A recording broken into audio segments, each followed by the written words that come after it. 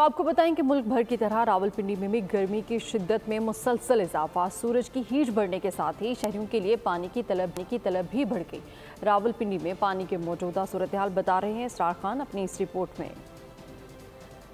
माहिरीन के मुताबिक रावलपिंडी में पानी की रोजाना तकरीबन 60 से 70 मिलियन गैलन जरूरत है, जबकि दस्तयाब पानी की मिकदार बामुश्किल 42 से 45 मिलियन गैलन यौमिया है। आपको पता बारिशें भी कम हुई हैं, बहुत बुरे हालात, फिर भी हमें अपनी एहतियात करनी चाहिए, ज़ाया नहीं करना चाहिए, घर में गाड़ियाँ नहीं धोनी चाहिए। जहाँ पे एक बाल्टी लग रही है कोशिश करें कम से कम पानी इस्तेमाल हो। पानी ज़्यादा इस्तेमाल होगा तो शॉर्टेज हो जाएगी, पीने के लिए भी इस्तेमाल, घरेलू इस्तेमाल के लिए।